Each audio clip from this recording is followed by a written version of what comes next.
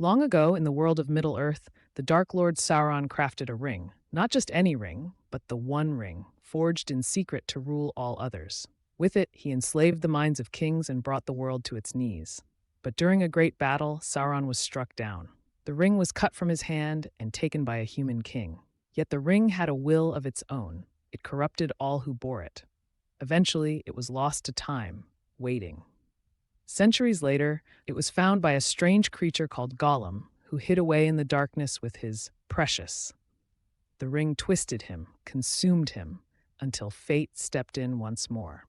The ring passed to a simple hobbit, Bilbo Baggins, who took it back to the peaceful land of the Shire. There it remained until Gandalf the Grey uncovered the truth. The One Ring had returned, and Sauron's spirit was rising in the east. The fate of the world now rested in the hands of Bilbo's young nephew, Frodo Baggins.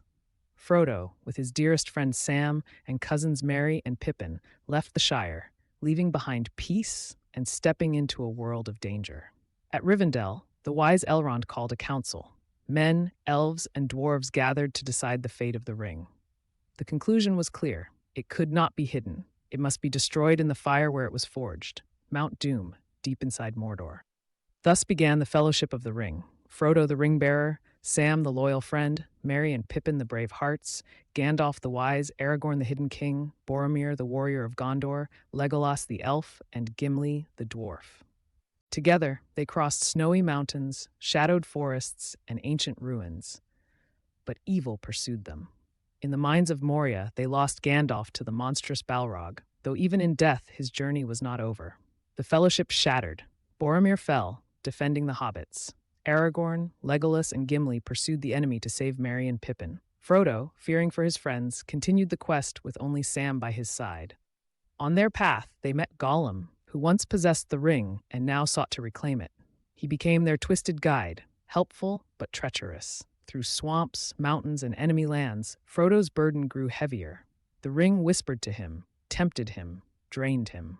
Meanwhile, war erupted. At Helm's Deep, Aragorn led the defense of a kingdom under siege. At Minas Tirith, the capital of Gondor stood against Sauron's vast army. Flames, darkness, and death covered the land. But hope burned still, in hearts unwilling to surrender. Gandalf returned, reborn as Gandalf the White. Aragorn embraced his destiny, walking the paths of the dead to summon an army of ghosts, men bound by ancient oaths, to fight against the darkness.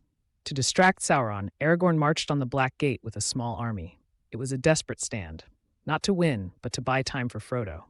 At Mount Doom, Frodo stood at the edge. The ring's power overwhelmed him. He claimed it, but Gollum attacked, biting off Frodo's finger and taking the ring, only to fall into the fiery depths with it. The ring was destroyed. Sauron's eye burst, his armies scattered, his darkness faded into nothing. Peace returned. Frodo and Sam were rescued by eagles and honored as heroes. Aragorn was crowned king of Gondor, with Arwen, his beloved, by his side. Middle-earth healed. But Frodo, wounded in ways no one could see, could not truly return.